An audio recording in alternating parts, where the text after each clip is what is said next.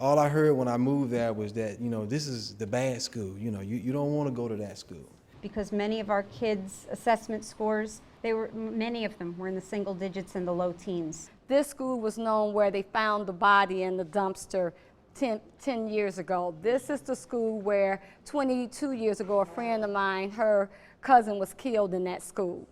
The secretary said to me, "Let me tell you how things are done around here." If we didn't do something, as a staff, we realized, especially through our superintendent, our school would not be in existence right now. We had to change. We could go on blaming the kids, we could blame their home life, we can blame what was not going to happen. We could wait for a new subdivision to be built. They've heard this quote before. We could wait for something genetically weird to happen with our kindergartners. But what we finally decided to do was we decided that we had to change.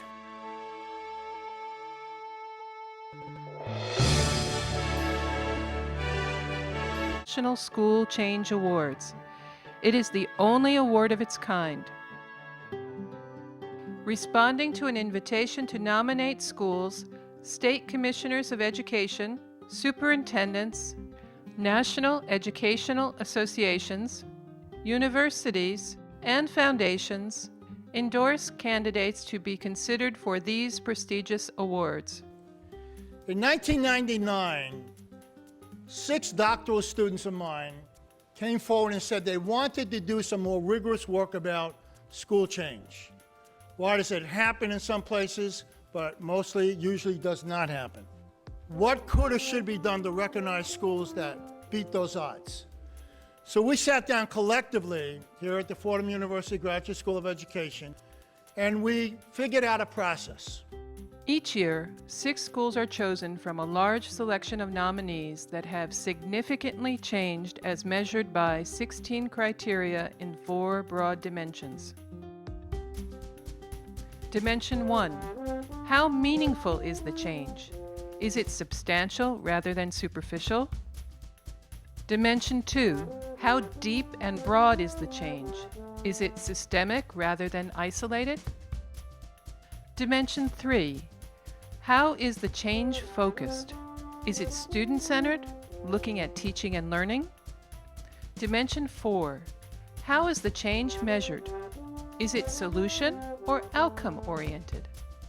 Nearly 400 nominations from 39 states have been received in the first 6 years of the National School Change Award, with 36 of the winners coming from 20 states. The process is as follows. Once the nominations come in, we then have a set of screeners to select 24 finalists. Then we bring in a national panel of judges, and each nomination is read by 9 different judges. Many schools face tough hurdles, but some of them surmount those burdens and achieve results anyway. The 6 schools we honor here today are some of our best examples of that. And I want to congratulate these schools for leading the way by focusing on student progress, focusing on student learning, the only real measure of success.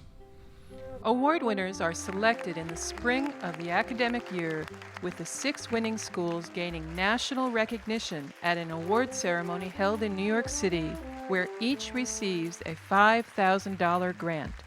You are not just doing this for the children that you serve, but you're doing this as an exemplar for schools across America. And you'll probably find lots of people coming to visit you, and all you have to say is you can do this too, and give your children the quality of education that they deserve. In addition, the award-winning schools enjoy a local school-based ceremony, become part of a national research project focusing on school change, and the school's principal participates in Fordham University's National Principals Leadership Institute. As you remember, in 2000, I was a participant in the Institute, and a lot of the things that I learned then has come in very handy in running a school. The intensive reality-based week-long institute is designed to energize participants with inspiring keynote speakers. Pablo Picasso said, every child is an artist The challenge is how to remain an artist once we grow up. How do we retain? And to have an opportunity to view how leadership is developed and promoted in fields as diverse as the arts, business, and the military. Of equal importance is the experience of meeting educators from urban, suburban, and rural school districts from across the country. I came to the Institute to really get an opportunity to interact and network with other principals from around the country. A lot of the information is down to earth, something that we can take back to our buildings and be very successful at. I also find the relationships that we build with the other participants, the other principals, collaborating, coordinating, and working in our groups has been very, very, very exciting for me.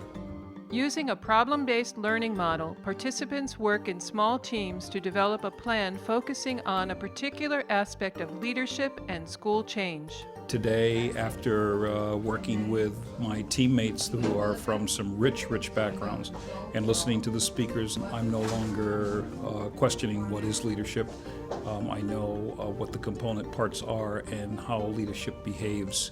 The National School Change Award winners are a special feature of the Institute. So we started looking at what is the research on marginal teachers? What does it say about that? And what does it say that you can do about that? Because, you know, we knew we had to take some action. Colleagues are presented with the opportunity to learn from the award-winning principals who tell their individual school change stories.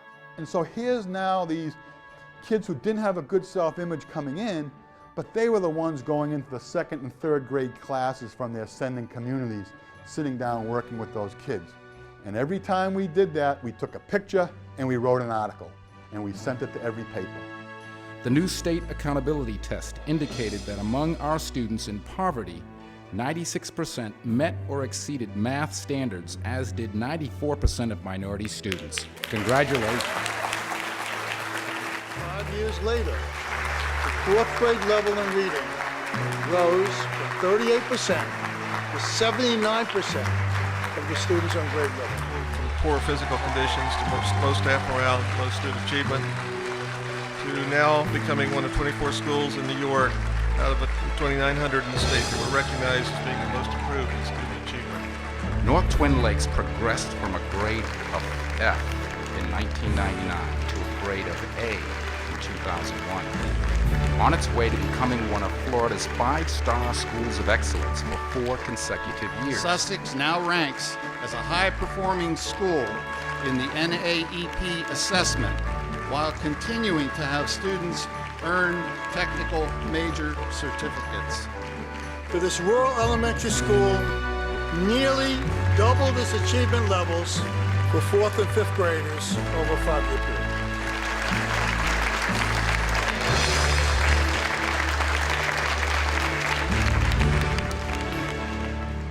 To nominate a school for the National School Change Awards, go to our website at www.npli.org/NSCA